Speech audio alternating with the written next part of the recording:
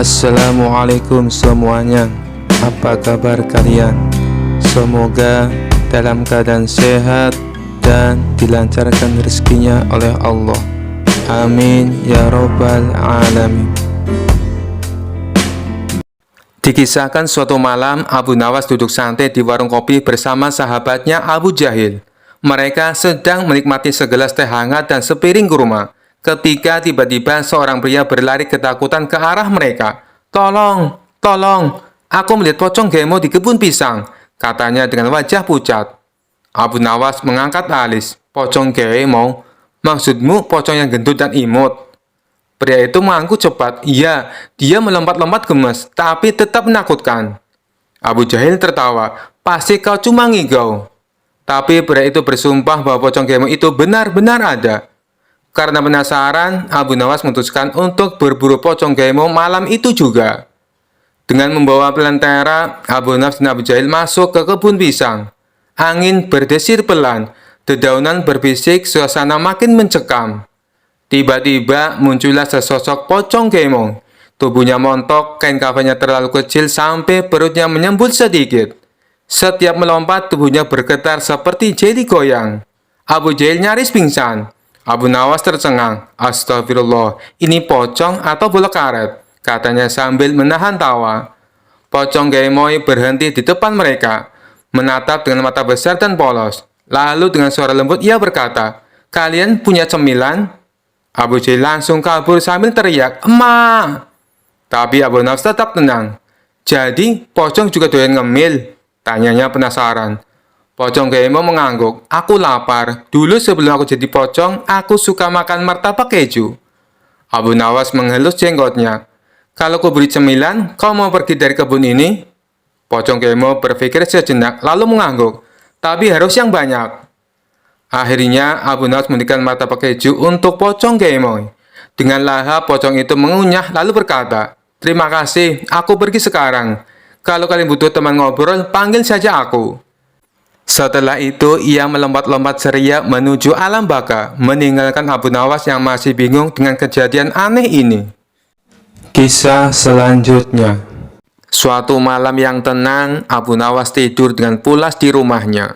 Namun, tiba-tiba dalam tidurnya, ia mulai gelisah. Matanya berkedut, nafasnya tersengal-sengal, dan tubuhnya bergerak seakan-akan sedang berlari. Ternyata Abu Nawas sedang bermimpi buruk dikejar-kejar harimau. Di dalam mimpinya, Abu Nawas berada di sebuah hutan lebat. Ia mendengar deru nafas berat dari balik semak-semak. Ketika menoleh ke belakang, ia melihat seekor harimau besar berlari ke arahnya dengan mata yang bersinar ganas. "Astagfirullah, harimau!" seru Abu Nawas dalam mimpi itu. Sambil berlari secepat mungkin, tapi seperti mimpi pada umumnya, kakinya terasa berat, dan setiap langkahnya seperti berjalan di lumpur. Harimau itu semakin mendekat dan Abu Nawas mulai panik. "Lari Abu Nawas, lari!" ia berteriak pada dirinya sendiri. Namun tak peduli seberapa keras ia mencoba, harimau itu semakin dekat. Taringnya terlihat tajam dan siap menerkam. Ketika Abu Nawas sudah hampir menyerah, tiba-tiba ia tersandung batu besar dan terjatuh. Dengan cepat, harimau itu melompat ke arahnya. Tapi sebelum harimau itu menerkam, Abu Nawas berteriak, "Tunggu, tunggu dulu!" Ajaibnya, harimau itu berhenti di udara, menggantung seperti sedang mempertimbangkan kata-kata Abu Nawas. "Kenapa kau berhenti?" tanya harimau bingung. Abu Nawas yang sudah terpojok tiba-tiba mendapatkan ide cerdik. "Kau tidak boleh menerkamku sekarang," katanya dengan nada yakin. "Aku sedang bermimpi, dan dalam mimpi aku yang mengendalikan segalanya." Harimau itu menatapnya curiga. "Apa maksudmu?"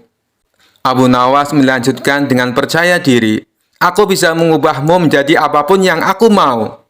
Bagaimana kalau aku membuatmu jadi kucing manis saja, atau mungkin seekor ayam?" Harimau itu mulai panik. "Ayam? Tidak, aku tidak mau jadi ayam." Abu Nawas tersenyum lebar. "Lalu bagaimana kalau kita buat kesepakatan? Aku tidak akan mengubahmu jadi ayam, asalkan kau tidak menerkamku." Harimau itu berpikir sejenak, lalu setuju. "Baiklah, Kita punya kesepakatan. Aku tidak akan menerkammu.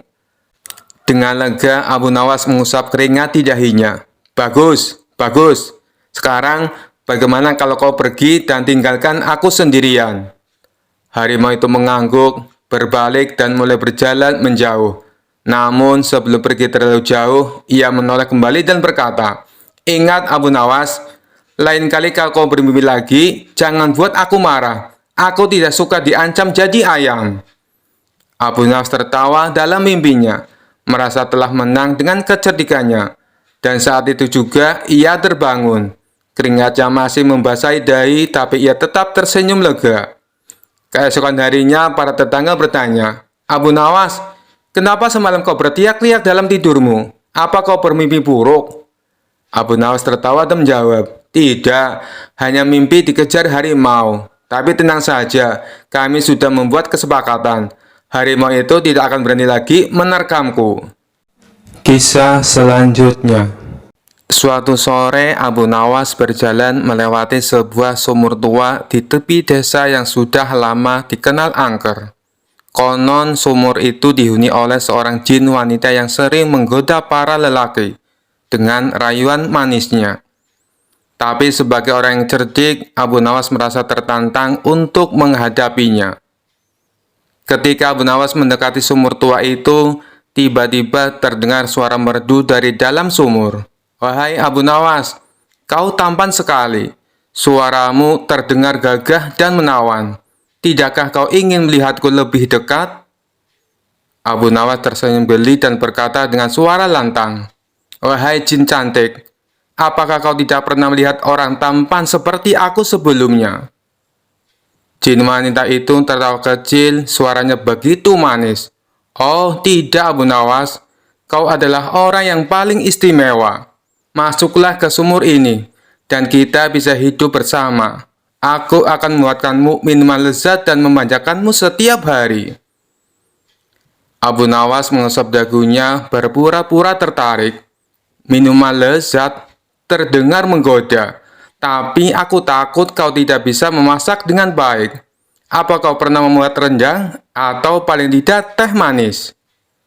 Jin wanita itu terdiam sejenak, terjebak dengan pertanyaan Abu Nawas. Kemudian berkata, "Aku bisa mempelajarinya demi dirimu Abu Nawas, asal kau mau turun kemari. Aku akan belajar semua masakan kesukaanmu." Abu Nawas tersenyum licik. "Begini saja, kalau kau benar-benar ingin menunjukkan cintamu padaku, naiklah ke atas dan bawakan teh manis yang harum dan manis. Kalau tidak bisa, sebaiknya kau menyerah." Jin wanita itu kebingungan, merasa tersudut. "Maaf Abu Nawas, aku tak bisa meninggalkan sumur ini. Tapi kumohon, turunlah ke sini dan kita akan hidup bahagia." Abu Nawas pun mengeluh, pura-pura merajuk. "Sayang sekali, padahal aku sudah ingin menikahimu. Aku butuh jin yang bisa memenuhi permintaanku. Kalau begitu, aku pergi saja. Mungkin aku akan menemukan sumur lain yang dihuni oleh jin yang lebih terampil." Mendengar itu, jin wanita pun menyerah. "Tunggu Abu Nawas, baiklah, kau menang. Aku hanya jin sumur tua yang kesepian dan suka menggoda. Kau memang cerdik dan tak mudah tertipu. Pergilah, dan jangan ceritakan ini pada siapapun." Abu Nawas tertawa bahak-bahak sambil menjauh dari sumur. "Baiklah, wahai jin, anggap saja ini rahasia kecil kita. Tapi lain kali kalau mau merayu orang, belajarlah memasak dulu." Sejak hari itu, sumur tua itu tak lagi mengeluarkan suara. Para warga pun kagum dengan kecerdikan Abu Nawas yang berhasil mengerjai jin wanita sumur tua tanpa sedikit pun gentar.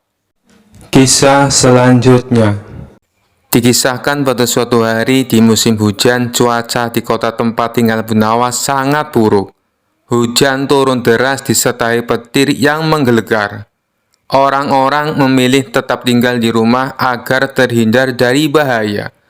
Namun, Abu Nawas justru berkeliling di luar rumah, berjalan santai dengan payung bolong yang anehnya tidak melindunginya dari hujan.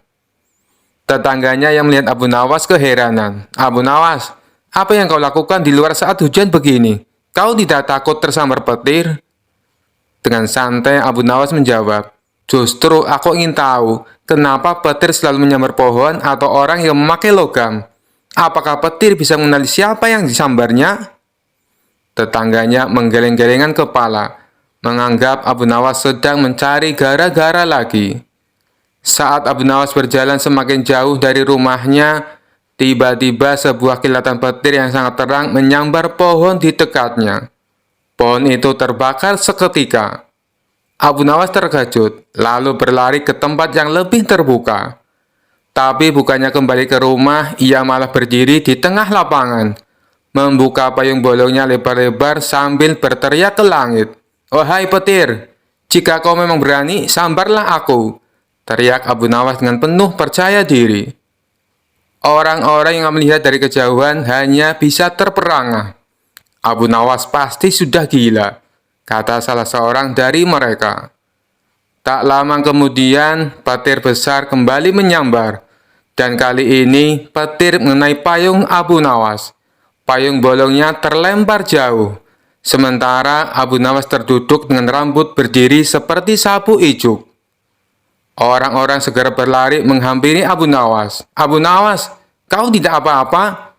tanya mereka khawatir. Dengan wajah lemas dan rambut yang masih berdiri, Abu Nawas menjawab dengan nada datar. "Sekarang aku tahu, petir memang benar-benar tidak bisa diajak bercanda." Semua orang yang mendengarnya tertawa terbahak-bahak melihat tingkah Abu Nawas. Sejak kejadian itu, Abu Nawas tidak pernah lagi berjalan-jalan di tengah hujan. Ia bahkan membuat aturan baru untuk dirinya sendiri. Jika hujan turun, lebih baik tidur dan bermalas-malasan di rumah, daripada mencari tahu hal-hal yang tidak perlu. Kisah selanjutnya dikisahkan pada suatu hari, seorang pedagang kaya raya dari negeri tetangga datang menemui Abu Nawas. Ia mendengar kabar bahwa Abu Nawas adalah seorang yang sangat cerdas, sekaligus seorang muslim yang taat. Pedagang itu merasa penasaran apakah Abu Nawas benar-benar sekuat itu memegang keyakinannya. Pedagang itu membawa sebuah koper besar yang berisi emas dan uang. Ia berkata kepada Abu Nawas dengan nada yang sangat meyakinkan, "Abu Nawas, aku akan memberikan koper emas ini lengkap dengan seluruh uang di dalamnya, jika engkau mau meninggalkan agamamu dan mengikuti keyakinanku." Abu Nawas menggaruk-garuk kepalanya seolah-olah sedang berpikir keras. Ia lalu memandangi koper besar itu dengan tatapan yang sangat serius. "Koper ini berat sekali.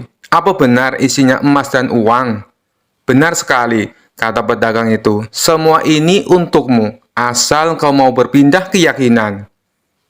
Abu Nawas meminta izin untuk memeriksa koper tersebut. Pedagang kaya itu setuju. Abu Nawas membuka koper tersebut dan melihat emas yang berkeliaran serta uang yang melimpah di dalamnya. Ia tersenyum kecil. "Kau yakin hanya ini syaratnya?" tanya Abu Nawas. "Iya, hanya itu. Mudah bukan?" jawab pedagang kaya itu dengan penuh keyakinan. Abu Nawas tampak berpikir keras. Ia mengelus jenggotnya lalu berkata, "Baiklah, kalau begitu aku setuju. Tapi ada satu syarat dariku." "Apa itu?" tanya pedagang kaya itu dengan penuh harap. Abu Nawas menjawab dengan tenang, "Aku ingin kau menjadi saksi bahwa aku pindah keyakinan dengan sepenuh hati. Tapi sebelumnya, mari kita sholat bersama, agar aku bisa berpamitan kepada Tuhanku untuk terakhir kalinya." Pedagang itu bingung. "Sholat? Mengapa kau perlu sholat? Bukankah kau akan meninggalkan Tuhanmu?" "Iya, tapi aku ingin berpamitan dengan baik. Ini soal sopan santun, kawan. Apalagi Tuhan adalah pemilik segalanya, bahkan emas yang ada di koper ini. Kau tidak ingin aku terlihat tidak sopan, bukan?"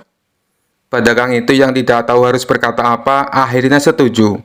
Abu Nawas pun memimpin sholat.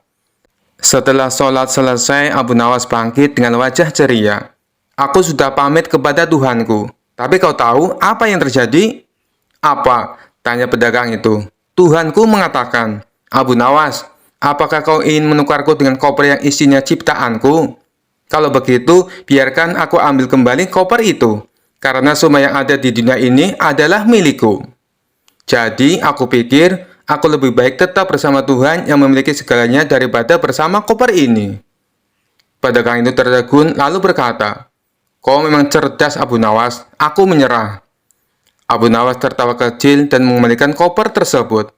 "Bawa koper ini kembali, kawan. Tapi ingat, iman tak bisa dibeli dengan emas atau uang, apalagi dengan koper." Pedagang itu pergi dengan wajah malu, sementara Abu Nawas kembali ke rumahnya sambil tertawa puas. Kisah selanjutnya. Dikisahkan di suatu kota ada seorang pendeta muda yang terkenal sombong. Ia selalu merasa dirinya paling pandai dan suka mempermalukan orang di depan umum. Suatu hari ia mendengar tentang Abu Nawas, seorang yang terkenal cerdik dan penuh akal. Pendeta muda itu berpikir, "Aku harus mempermalukan Abu Nawas di depan semua orang, supaya orang-orang tahu aku lebih pintar." Ia lalu mengatur rencana licik. Pendeta muda mengundang Abu Nawas ke gereja dengan alasan ingin berdiskusi soal ilmu pengetahuan. Karena Abu Nawas dikenal tidak pernah menolak tantangan, ia pun datang ke gereja dengan senyuman. Begitu Abu Nawas masuk, pendeta muda itu berdiri di depan banyak jemaat dan berkata dengan suara lantang, "Abu Nawas, kau adalah tamu di sini, dan sebagai tamu kau harus menjawab 3 pertanyaanku. Jika kau tidak bisa menjawab, maka aku akan menyuruhmu keluar dengan rasa malu." Abu Nawas tetap tenang dan tersenyum. "Baiklah, tanyakan apa saja. Tapi jika aku bisa menjawab, kau harus menyiapkan makan malam yang enak untukku." Pendeta muda setuju dengan penuh rasa percaya diri. Pertanyaan yang pertama, apa yang paling dekat dengan kita di dunia ini? Abu Nawas menjawab tanpa ragu, "Kematian, sebab tak ada yang tahu kapan ia akan datang, dan ia selalu mengikuti kita kemanapun kita pergi." Pendeta muda terdiam, tak menyangka Abu Nawas bisa menjawab dengan begitu cepat dan bijak. Pertanyaan yang kedua, apa yang paling berat di dunia ini? Abu Nawas tersenyum dan berkata, "Menahan nafsu dan amarah. Banyak orang kuat mengangkat beban berat, tapi sedikit yang mampu menahan dirinya sendiri." Para jemaat mengangguk setuju mendengar jawaban Abu Nawas. Sementara pendeta muda mulai terlihat gugup. Pertanyaan yang ketiga, apa yang paling ringan di dunia ini?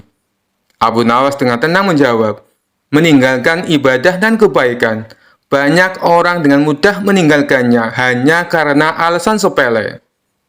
Pemuda muda terdiam, ia tahu bahwa semua jawaban Abu Nawas benar dan sangat bijaksana. Para jemaat pun mulai berbisik-bisik memuji kecerdasan Abu Nawas. Karena merasa dipermalukan di depan umum, pendeta muda mencoba trik terakhirnya. "Baiklah, kau menjawab semua pertanyaan dengan baik. Tapi sebelum aku menyiapkan makan malam untukmu, aku ingin melihat apakah kau benar-benar cerdik. Bisakah kau menghilang dari tempat ini tanpa berjalan keluar lewat pintu?" Abu Nawas tersenyum lebar dan berkata, "Tentu saja."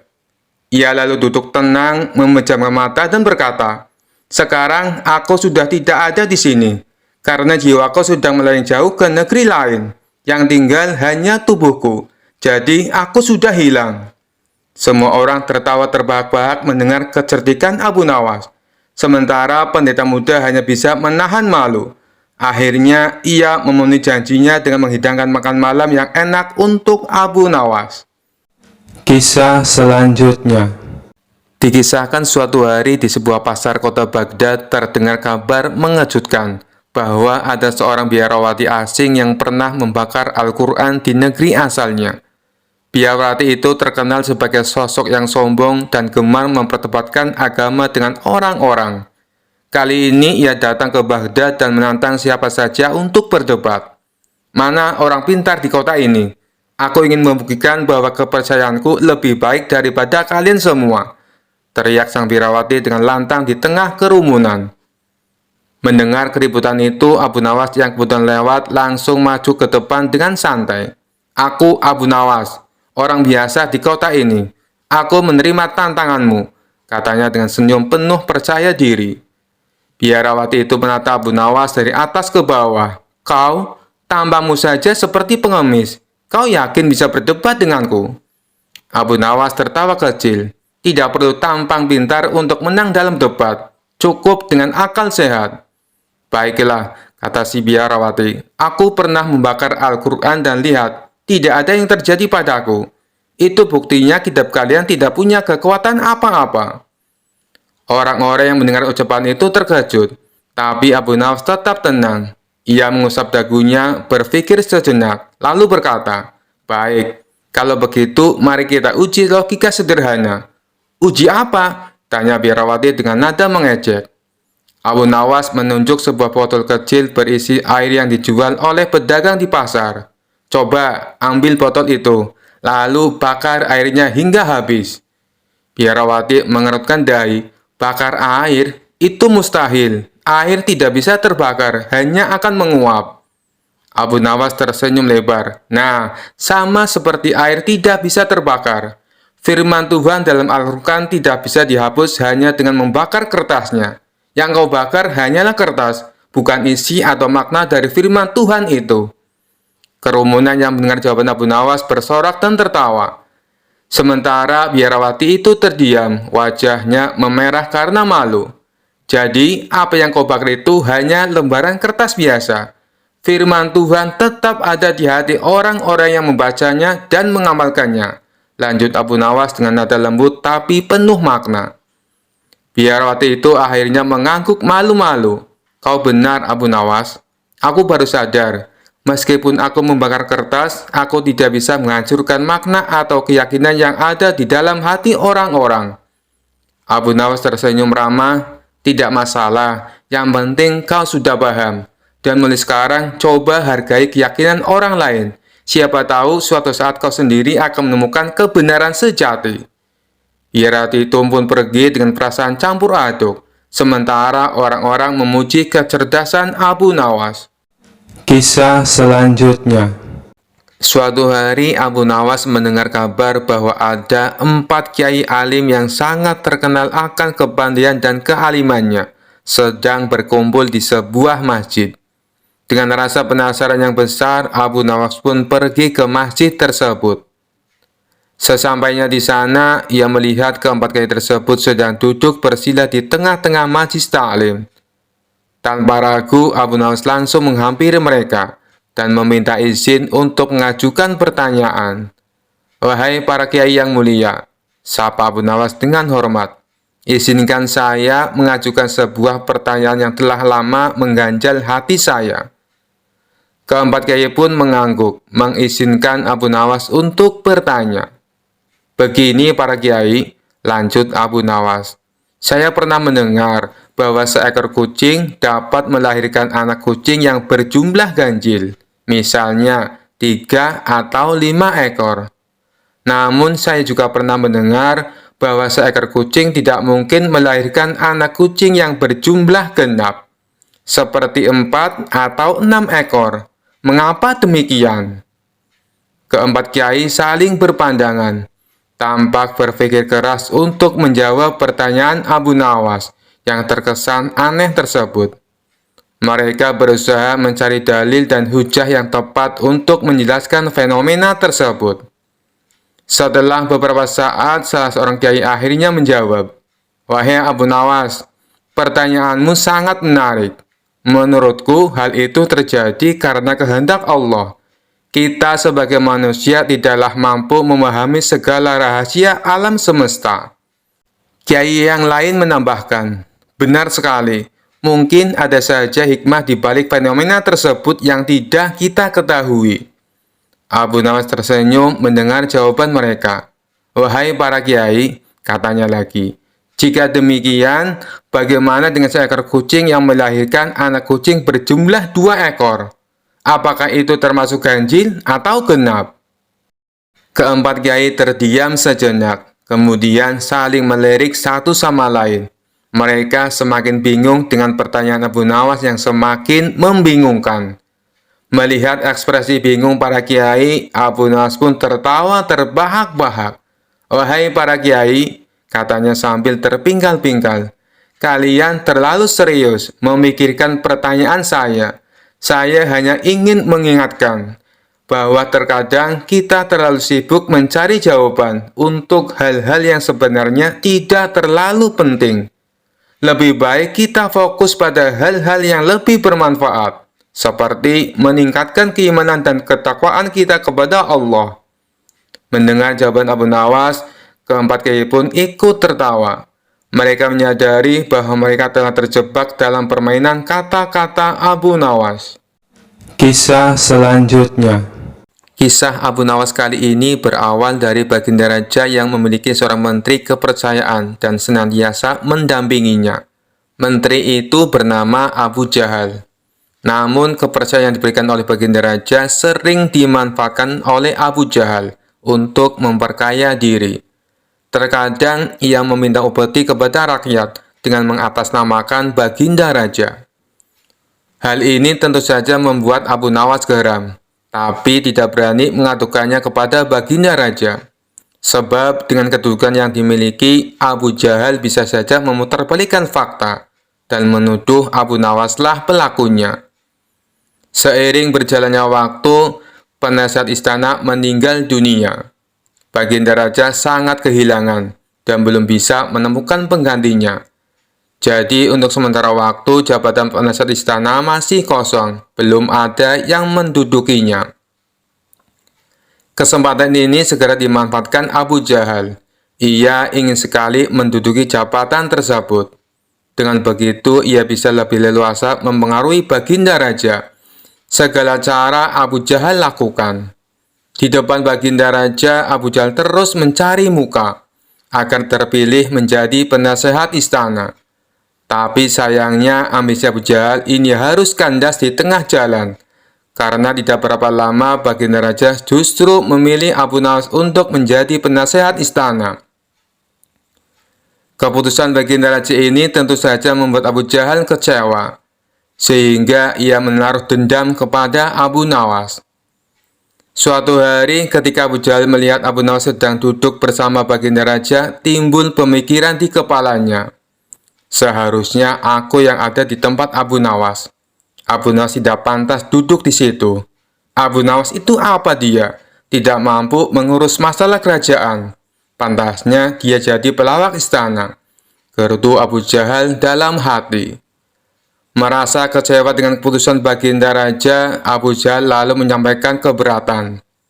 Pada suatu hari saat Baginda Raja sedang duduk sendirian di singgasananya, Abu Jahal menghadap dan berkata, "Ampun Paduka yang mulia, hamba izin menghadap Baginda Raja." Baginda Raja terkejut melihat Abu Jahal yang tiba-tiba menghadapnya. "Ada apa Abu Jahal? Apa yang ingin kau sampaikan?" tanya Baginda Raja. "Ampun Paduka yang mulia, hamba rasa Abu Nawas tidak pantas menjabat sebagai penasihat istana. Karena menurut hamba, dia tidak tahu apa-apa soal negara. Abu Nawas itu apa kaliannya? Cuma melucu," tutur Abu Jahal. "Tapi bukankah Abu Nawas terkenal cerdas? Dia juga seorang yang jujur," ujar Baginda Raja. "Apakah Paduka sudah meragukan kejujuran saya?" tanya Abu Jahal. "Bukan seperti itu. Kamu kan sudah menduduki jabatan menteri istana. Jadi wajar kalau Abu Nawas yang mengisi jabatan penasehat istana," jawab Baginda Raja. "Tapi hamba lebih berpengalaman Paduka yang mulia. Apalagi mengenai kenegaraan. Hamba juga ahli berperang. Tubuh hamba kekar dan perkasa. Lalu hamba sudah lama berbakti kepada Baginda Raja. Hamba rasa hambalah yang lebih pantas menjadi penasehat istana," ucap Abu Jahal. Melihat ambisi Abu Jahal yang begitu besar ingin menjadi penasihat istana, Baginda Raja akhirnya membuat keputusan. Ia mengadakan sayembara antara Abu Nawas dan Abu Jahal. Maka dipanggillah Abu Nawas untuk datang ke istana. Singkat cerita, Abu Nawas pun menghadap Baginda Raja. "Ampun Paduka yang mulia, ada gerangan apa memanggil hamba?" tanya Abu Nawas. "Hei Abu Nawas, Abu Jahal sangat menginginkan jabatan penasehat istana. Dia minta supaya jabatanmu diganti olehnya. Tapi aku juga tidak mungkin memecatmu. Biar adil, maka aku putuskan akan mengadakan sayembara untuk kalian berdua. Siapa yang jadi pemenangnya, maka dialah yang berhak menjadi penasehat istana," jelas Baginda Raja. Sejenak Abu Nawas terdiam dan berpikir Abu Jahal pasti punya rencana busuk. Jangan sampai dia jadi penasihat istana. Bisa-bisa rakyat makin tertindas oleh kelakuannya, pikir Abu Nawas. Ampun Paduka yang mulia, kalau boleh tahu, sayembara apa yang hendak diberikan? Tanya Abu Nawas. Aku ingin masing-masing dari kalian membawakan 1 gentong air laut, tapi yang rasanya tawar. Perintah Baginda Raja. Abu Nawas dan Abu Jahal langsung terkejut mendengar permintaan Baginda Raja yang aneh itu. Sekarang pulanglah kalian berdua, dan besok kembali ke sini dengan membawa air laut yang rasanya tawar, kata Baginda Raja melanjutkan. Sesampainya di rumah, Abu Nawas terus memikirkan dan mencari tahu keberadaan laut yang airnya tawar. Mana ada air laut yang rasanya tawar? Orang secerdik apapun tidak akan bisa melakukannya, pikir Abu Nawas. Sementara itu, Abu Jahal mulai berbuat curang. Ia memasukkan air sumur ke gentong untuk dibawanya ke istana. Baginda Raja pasti percaya meskipun aku berkata bohong, karena aku tahu aku adalah menterinya yang paling dipercaya, kata Abu Jahal dalam hati. Keesokan harinya, Abu Nawas dan Abu Jahal datang ke istana dengan membawa gentong masing-masing. Bagaimana? Apakah kalian sudah mendapatkan airnya? Tanya Baginda Raja. Sudah Paduka yang mulia, jawab Abu Jahal dan Abu Nawas serempak. Kemudian Abu Jahal maju lebih dulu menyerahkan gentongnya. Ini Paduka, air laut permintaan Paduka, ucap Abu Jahal. Baginda Raja lalu mencicipi air yang dibawa Abu Jahal. Bagus Abu Jahal, air ini rasanya tawar. Tapi benarkah ini berasal dari laut? Tanya Baginda Raja. Benar sekali Paduka, hamba sengaja mengambilnya dari laut yang tidak diketahui oleh banyak orang, jawab Abu Jahal penuh percaya diri. Sekarang tibalah giliran Abu Nawas menyerahkan gentong miliknya. Ketika Baginda Raja mencicipi air yang ada di gentong Abu Nawas, ia pun langsung berkata, Hei Abu Nawas, kenapa rasanya masih asin dan getir? Yang aku minta air laut rasa tawar, ucap Baginda Raja. Ampun Paduka yang mulia, tapi memang begitulah rasa air laut, balas Abu Nawas. Baiklah, karena lomba ini dimenangkan Abu Jahal, tentu dia akan menjadi penasehat istana, tutur Baginda Raja. Mendengar hal itu, Abu Jahal sangat kegirangan, sudah tidak sabar ingin menduduki jabatan tersebut. Ternyata sangat mudah mengelabui Baginda Raja, pikir Abu Jahal. Tapi tiba-tiba Baginda Raja kembali berkata, Hai Abu Jahal, di mana kamu menemukan air laut yang airnya tawar? Antarkan aku ke sana sekarang, aku ingin mandi di sana, titah Baginda Raja. Seketika wajah Abu Jahal menjadi pucat, tubuhnya lemas dan gemetaran. Anu Paduka yang mulia, hamba kenapa? Kalau kamu tidak bisa membuktikannya, berarti kamu telah membohongiku, ucap Baginda Raja. Ampun Paduka yang mulia, air yang hamba bawa memang bukan air laut, tapi air dari sumur, kata Abu Jahal ketakutan. Kamu lancang Abu Jahal. Kamu kira aku anak kecil yang mudah dikelabui? Karena kamu telah berani berbohong, maka sebagai hukumannya, kamu bukan hanya gagal jadi penasihat istana, tapi juga akan dipecat dari menteri. Kamu juga harus menjalani hukuman penjara, bentak Baginda Raja. Kemudian Baginda Raja memerintahkan beberapa pengawal untuk menangkap Abu Jahal dan memasukkannya ke penjara. Kini tinggallah Abu Nawas di hadapan Baginda Raja. Hei Abu Nawas, bukankah kamu terkenal cerdik? Bisa saja kamu membohongiku, dan dengan kecerdikanmu itu kamu tentu bisa menutupi kebohonganmu. Tapi kenapa tidak kau lakukan? Tanya Baginda Raja. Ampun Paduka yang mulia, hamba memang cerdik, tapi hamba bukan pembohong. Secerdik apapun manusia, tidak akan ada yang bisa mengubah rasa air laut menjadi tawar, terang Abu Nawas. Kamu memang benar Abu Nawas, itulah orang yang saya cari untuk menduduki jabatan sebagai penasihat istana, cerdik dan jujur, kata Baginda Raja tersenyum puas. Kisah selanjutnya. Kisah ini berawal ketika Baginda Raja baru pulang dari negeri seberang. Ia pun menceritakan pengalamannya selama tinggal di sana. termasuk mengenai seorang pengawal pribadi Raja Negeri Seberang yang terkenal sakti. Si pengawal tersebut bisa muncul tiba-tiba tanpa diketahui dari mana ia datang. Mendengar cerita baginda raja, sang menteri pun merasa takjub. "Maksud Paduka, pengawal itu bisa muncul tiba-tiba?" tanya sang menteri merasa heran. "Benar, wahai menteriku, saat itu saya sedang duduk dengan Raja Negeri Seberang. Tapi di samping kanan kirinya tak ada seorang pun pengawal. Lalu saya coba tanya kepadanya, 'Kenapa pengawalmu tidak mendampingi?' Dia malah tersenyum. Kemudian dia teriak memanggil pengawalnya.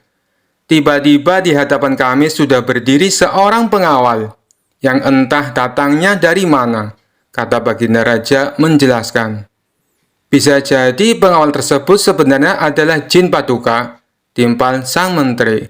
"Mungkin juga bisa jadi dia adalah jin," balas baginda raja. Setelah mendengar cerita tersebut, sang menteri muncul ide akan sebuah tantangan. Kemudian ia mengungkapkan idenya tersebut kepada baginda raja. "Paduka yang mulia, bukankah selama ini tantangan Paduka selalu berhasil dikalahkan Abu Nawas? Bagaimana kalau Abu Nawas ditantang seperti pengawal sakti itu?" kata sang menteri mengusulkan. "Tantangan? Tantangan apa? Aku belum paham dengan maksudmu," tanya baginda raja bingung. "Begini, Paduka, Abu Nawas kita tantang hadir di depan Paduka, tapi tidak boleh dengan jalan kaki, tidak boleh berkendaraan, dan tidak boleh kelihatan. Dia harus datang tiba-tiba seperti pengawal itu," kata sang menteri menjelaskan. "Bagus sekali ide kamu, saya setuju. Kali ini Abu Nawas pasti akan kalah," balas baginda raja kegirangan. Tanpa membuang-buang waktu, baginda raja langsung memerintahkan beberapa pengawal untuk memanggil Abu Nawas. Singkat cerita, datanglah Abu Nawas menghadap baginda raja. "Wahai Abu Nawas, apakah kamu masih berani menerima tantanganku?" tanya baginda raja. "Tentu saja saya berani, Paduka. Tapi saya perlu tahu apa impiannya kalau saya berhasil," kata Abu Nawas balik bertanya. "Karena tantangan ini sangat sulit dan mustahil, hadiahnya akan aku tambah menjadi 1000 dinar. Tapi bila kamu gagal, sebagai hukumannya, kamu harus memandikan kuda-kuda istana selama sebulan. Dan semua hadiah yang selama ini aku berikan harus kamu kembalikan. Karena hadiah tersebut akan aku serahkan kepada menteriku, sebab dialah yang punya ide tantangan ini. Apa kamu bersedia?" tanya baginda raja kembali. Mendengar hadiah yang begitu besar, spontan Abu Nawas langsung tergiur. "Baik, Paduka yang mulia, saya sangat bersedia," sahut Abu Nawas dengan muka berseri-seri. Kemudian baginda raja memberitahu tantangan yang akan ia berikan. "Besok kamu harus ada di sini persis seperti sekarang ini, berdiri tepat di hadapanku. Tapi ada syaratnya.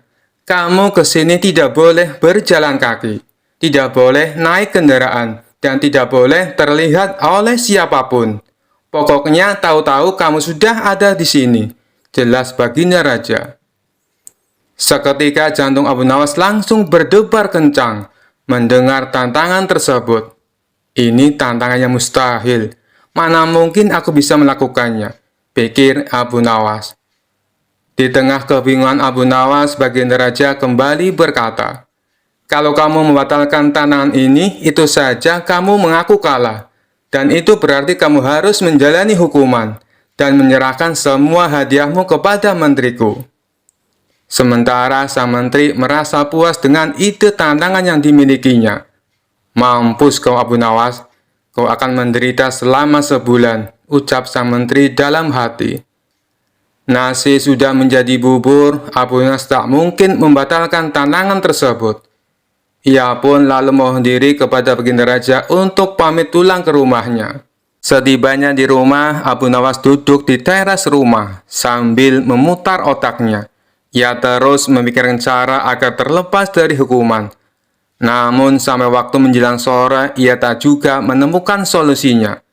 Hampir saja Abu Nawas dibuat stres karena akal cerdiknya menemukan jalan buntu. Saat ia tengah termenung, salah seorang tetangganya lewat di depan rumah Abu Nawas dengan memanggul karung yang besar.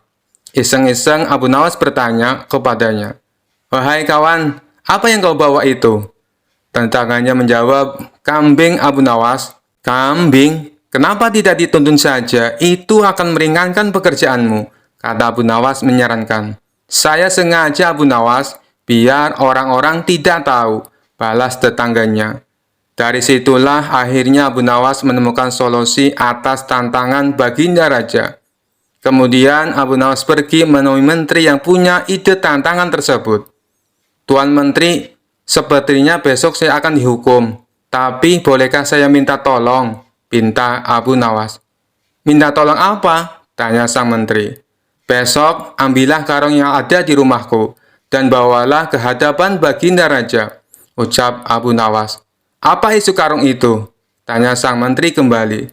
"Isinya semua hadiah dari Baginda Raja. Selama ini aku kumpulkan di dalam karung tersebut. Bukankah nantinya juga akan jadi milikmu?" ujar Abu Nawas. "Oh, baiklah Abu Nawas, saya siap," balas sang menteri. Esok paginya sang menteri menuju rumah Abu Nawas. Sesampainya di sana, ia hanya menjumpai istrinya. "Mana Abu Nawas?" tanya sang menteri. "Abu Nawas sudah berangkat ke istana," jawab istri Abu Nawas. Kemudian istri Abu Nawas menunjukkan karung yang akan dibawa oleh Tuan Menteri. Dengan hati gembira, sang menteri memanggulkan tersebut sampai ke istana. Meskipun terik matahari sangat panas tak membuat sang menteri merasa letih, karena rasa letihnya terobati dengan hadiah yang akan ia dapatkan. Setelah sang menteri tiba di istana, ia pun segera menghadap Baginda Raja. "Apa yang kau bawa itu? Dan mana Abu Nawas?" tanya Baginda Raja. "Bukannya Abu Nawas sudah ke sini?" kata istrinya. "Ia sudah berangkat dari pagi Paduka. Dan karung ini adalah semua hadiah yang Abu Nawas kumpulkan," jawab sang menteri. "Mana? Sampai saat ini Abu Nawas belum kelihatan." "Ya, sudahlah, kita tunggu saja. Sekarang buka ikatan tali karung itu. Aku ingin melihat isinya." Sang menteri pun langsung membuka ikatan tali karung tersebut. Ketika karung itu terbuka, tiba-tiba muncul Abu Nawas dari dalam karung. "Hamba sudah di sini Paduka, seperti yang Paduka inginkan. Tidak berjalan kaki, tidak berkendaraan, dan tidak diketahui oleh siapapun," ucap Abu Nawas. Sontak Baginda Raja dan sang menteri terkejut dibuatnya.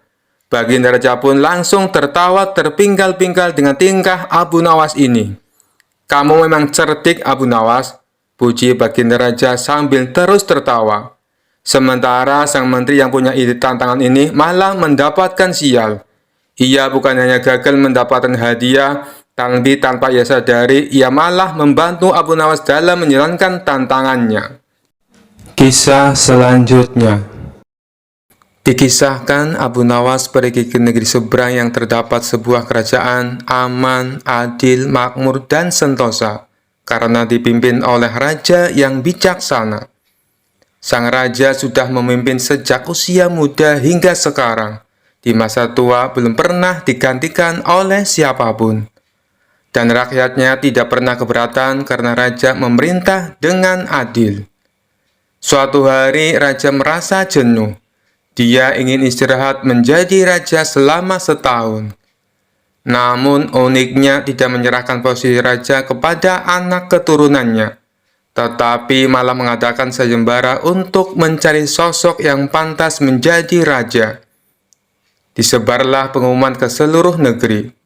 Siapapun boleh menjadi raja, mulai rakyat jelata sampai kaum bangsawan. Tetapi ada dua syarat yang harus dijalani. Syarat pertama, dia akan dijadikan raja selama setahun. Syarat kedua, setelah menjadi raja selama setahun, maka harus diasingkan di sebuah hutan belantara yang dihuni ribuan hewan buas. Syarat pertama tentu saja bukan masalah besar, justru merupakan suatu keberuntungan. Namun syarat kedua membuat orang-orang yang berhasrat menjadi raja akan berpikir dua kali karena semua orang tahu seperti apa hutan belantara yang penuh dengan binatang buas. Karena itulah sayembara tersebut belum ada yang berani mengajukan diri menjadi seorang raja. Akhirnya datang seorang pemuda yang menyatakan kesanggupannya menjadi raja dan menerima dua syarat tersebut. Pemuda ini sebenarnya adalah pemuda biasa yang ingin merasakan bagaimana nikmatnya menjadi raja, karena selama ini ia hidup pas-pasan. Diangkatlah dia menjadi raja, dan mulai saat itu mendapat pelayanan layaknya seorang raja. Harta berlimpah, wanita cantik, makan dan minuman enak, serta fasilitas istimewa lainnya. Tapi sayang, ternyata ketakutannya akan kematian membuatnya tidak bisa menikmati semua itu. 3 bulan pertama, dia mulai gelisah, karena umurnya tinggal 9 bulan lagi. 3 bulan kedua, ia makin tidak tenang makan, tidur pun tidak nyenyak. 3 bulan ketiga, dia mulai menyesali keputusannya menjadi raja. 3 bulan terakhir, si pemuda makin stres berat, karena hidupnya tinggal beberapa bulan lagi, dan kesenangan yang dicari selama ini tidak bisa dirasakan. Ketika masa jabatan sebagai raja sudah berakhir, lalu dibuanglah dia ke hutan belantara. Tidak butuh waktu lama, terdengar kabar ke seluruh negeri jika pemuda itu tewas dimakan binatang buas. Adanya peristiwa tersebut membuat orang-orang kian enggan melamar menjadi raja. Tapi ternyata masih saja ada pemuda lain yang ingin melamar menjadi raja. Diangkatlah pemuda kedua ini menjadi seorang raja. 3 bulan pertama menjadi raja, ia puas-puaskan berpesta, karena sadar hidupnya tidak akan lama lagi. 3 bulan kedua dan berikutnya, hari-harinya ia habiskan dengan foya-foya dan pesta pora. Bulan berganti bulan, pestanya makin gila-gilaan. Ia sudah tidak peduli lagi pada apapun. Dia hanya ingin bersenang-senang sebelum mati setelah jabatannya sebagai raja berakhir. Lalu dibuanglah dia ke hutan belantara. Tidak berapa lama terdengar kabar bahwa si pemuda kedua tewas diterkam singa. Tubuhnya dicabik-cabik dan jadi rebutan para singa. Peristiwa ini membuat banyak orang melupakan mimpi menjadi seorang raja. Mereka masih penasaran, apakah masih ada orang yang cukup bodoh untuk melamar menjadi raja. Suatu hari, Abu Nawas mampir ke negeri tersebut dengan tujuan menemui sahabat lamanya, yang kebetulan merupakan penduduk di sana. Sesampainya di negeri itu, dengan penuh kehangatan Abu Nawas disambut temannya. Mereka berdua saling melepas kangen satu sama lainnya. Di sela-sela obrolannya, Abu Nawas merasa iba dengan kondisi sahabatnya itu. Ia kini hidup miskin, tinggal di gubuk kecil reot, hanya seorang diri. "Mana istrimu?" tanya Abu Nawas. "Semenjak aku jatuh miskin, ia pergi meninggalkanku," jawab sahabat. "Ya sudah, yang sabar ya. Yang penting kamu jangan tinggalkan sholat. Jangan lupa berdoa kepada Allah, agar Allah membukakan pintu rezeki untukmu," tutur Abu Nawas. "Alhamdulillah, aku tidak pernah tinggalkan sholat. Bahkan aku sekarang rajin berpuasa sunnah," balas sahabatnya. "Oh iya, ngomong-ngomong, mana nih makanannya?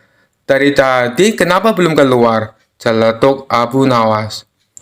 "Maaf Abu Nawas, aku sudah tidak punya apa-apa. Aku sendiri kadang sehari makan, kadang tidak," ujar sahabatnya.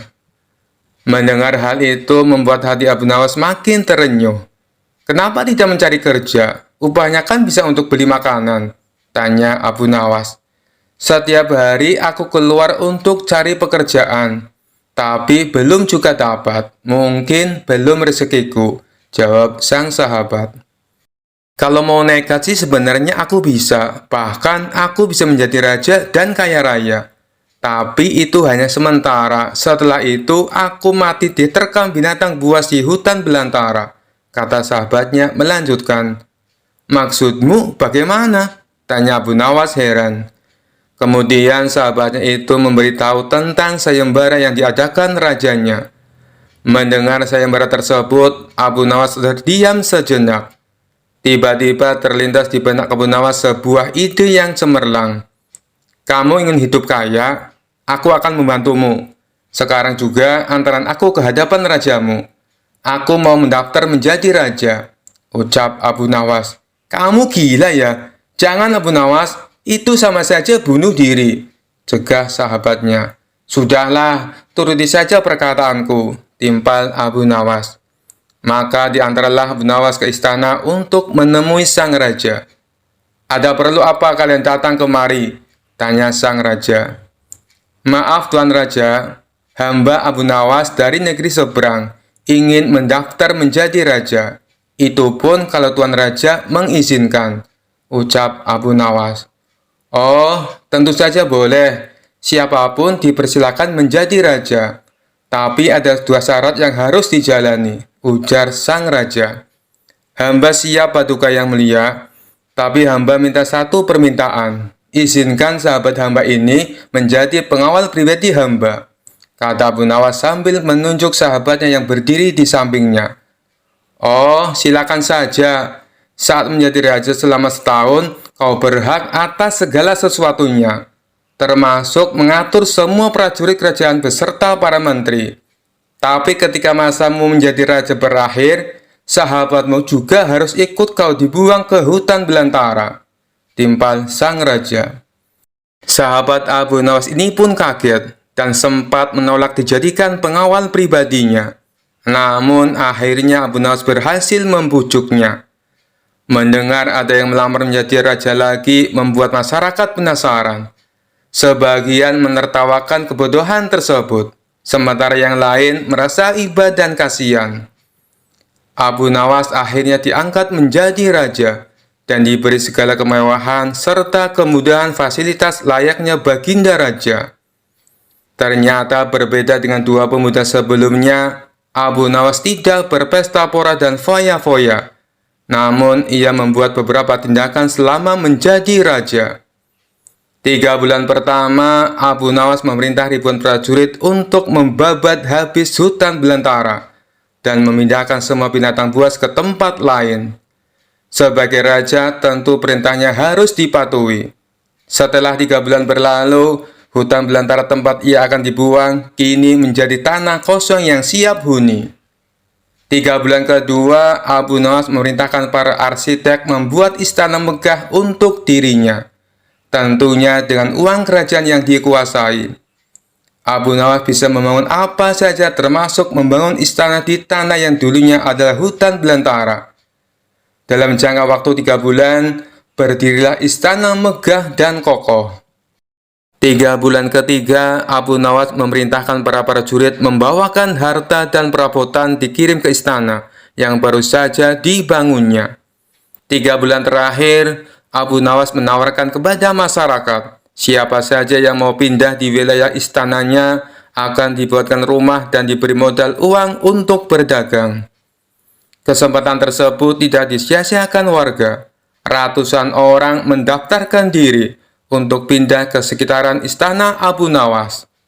Selama 3 bulan terakhir, tempat yang tadinya hutan belantara kini berubah menjadi pemukiman penduduk. Bahkan di sana Abu Nawas mempunyai istana dengan dipenuhi harta kekayaan. Akhirnya habislah masa jabatan Abu Nawas sebagai raja. Sesuai perjanjian, Abu Nawas dan sahabatnya dibuang ke hutan belantara yang kini sudah menjadi pemukiman penduduk. Sesampainya di sana, Abu Nawas dan sahabatnya memasuki istana barunya. Ini semua untukmu. Kau sekarang sudah menjadi orang kaya raya. Tapi jangan lupa bersedekah, utur Abu Nawas. Sahabatnya itu terkejut bukan main. Ia langsung merangkul Abu Nawas dan mengucapkan terima kasih. Akhirnya Abu Nawas pun pamit pulang kembali ke negerinya. Kisah selanjutnya. Dikisahkan suatu hari Abu Nawas dan sahabatnya Abu Jahil mendapat undangan pesta pernikahan dari seorang saudagar kaya di kota. Sebelum berangkat, mereka berdebat soal angpau yang akan dibawa. "Abu Jahil, kau bawa angpau berapa?" tanya Abu Nawas. Abu Jahil menggaruk kepala. "Aduh Abu Nawas, aku sedang bokek. Uangku tinggal sedikit. Buat makan minggu ini saja sudah pas-pasan." Abu Nawas mengangguk. "Aku juga sama Abu Jahil. Lalu, apa kita tidak usah bawa angpau saja?" Mereka berpikir keras, hingga akhirnya Abu Nawas mendapat ide licik. "Begini saja Abu Jahil, kita bawa amplop kosong, tapi berpura-pura angpau kita besar. Yang penting kita kelihatan ikut menyumbang." Abu Jahil setuju. Mereka pun berangkat dengan amplop kosong yang diselipkan di saku. Sesampainya di pesta, mereka langsung menuju meja penerima tamu. Dengan gaya percaya diri, Abu Nawas memberikan amplopnya dan berkata dengan suara lantang, "Ini angpau spesial untuk kebahagiaan kedua mempelai." Abu Jahil mengikuti dengan gaya serupa. "Dan ini dari saya, hadiah besar untuk malam yang indah ini." Para penerima tamu mengangguk sambil tersenyum, tidak curiga sedikit pun. Abu Nawas dan Abu Jahil pun merasa aman dan puas. Mereka langsung menuju prasmanan dan menikmati makanan lezat tanpa rasa bersalah. Namun saat sedang asik makan, tiba-tiba pembawa acara mengumumkan, "Hadirin sekalian, untuk menghargai tamu spesial kita, saudagar akan membuka 3 amplop pertama yang diterima untuk ditunjukkan sebagai tanda terima kasih." Wajah Abu Nawas dan Abu Jahil langsung pucat pasi. Pembawa acara melanjutkan, "Baik, mari kita buka amplop pertama." Dan ternyata dari Abu Nawas. Seluruh tamu bertepuk tangan, sementara Abu Nawas hanya bisa tersenyum kaku, berharap amplopnya tidak ketahuan kosong. Pembawa acara membuka amplop itu, lalu terdiam sejenak. Oh, tampaknya amplop ini kosong. Semua tamu mulai berbisik-bisik, sementara Abu Jahil sudah keringat dingin. Sebelum tamu-tamu menyadari, Abu Nawas segera melangkah maju dengan percaya diri. "Maafkan saya, amplop kosong itu ada sebuah pesan bermakna. Itu ada simbol doa tulus kami yang tak bisa diukur dengan uang." Para tamu malah tertawa kagum, menganggap Abu Nawas sangat bijak dan kreatif. Mendengar penjelasan Abu Nawas, pembawa acara tersenyum dan mengangguk. "Baik, terima kasih Abu Nawas atas simbolnya yang unik," ujar pembawa acara. Namun saat giliran amplop Abu Jahil dibuka dan kosong juga, semua tamu tertawa lagi. Abu Jahil dengan canggung ikut beralasan, "Saya juga ikut mendoakan dengan tulus dan tak terukur." Seisi ruangan pun gemuruh dengan tawa. Dari hari itu, kisah amplop kosong berisi doa tulus menjadi cerita yang terkenal di seluruh kota. Dan Abu Nawas serta Abu Jahil berhasil lolos tanpa bayar sepeser pun. Kisah selanjutnya. Al-Kisah, salah seorang ahli fikih resah akan perkara hukum yang dimilikinya. Hingga akhirnya keresahan sang ahli fikih tadi mengarahkannya untuk menemui Abu Nawas. Singkat cerita, bertemulah sang ahli fikih dengan Abu Nawas. Tanpa basa-basi, sang ahli fikih pun mengutarakan keresahannya. "Wahai Abu Nawas, aku membutuhkan pertolonganmu. Aku ingin engkau memberikan fatwa kepadaku perihal keresahanku selama ini, dan semoga engkau mendapatkan balasan dari Allah atas kebaikanmu." Sang ahli fikih berbahasa basi. "Keresahan apa yang kau hadapi? Katakan saja," kata Abu Nawas. "Wahai Abu Nawas, manakah yang lebih utama? Berjalan di depan iring-iringan jenazah atau di belakangnya?" tanya sang ahli fikih.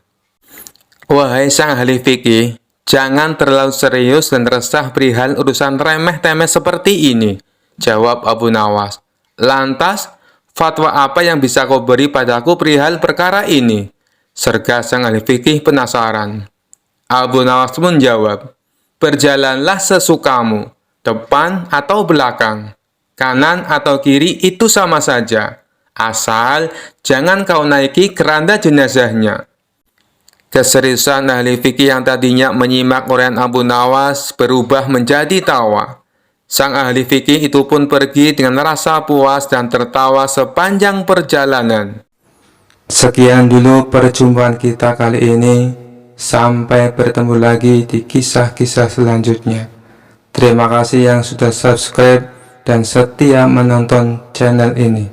Wassalamualaikum warahmatullahi wabarakatuh.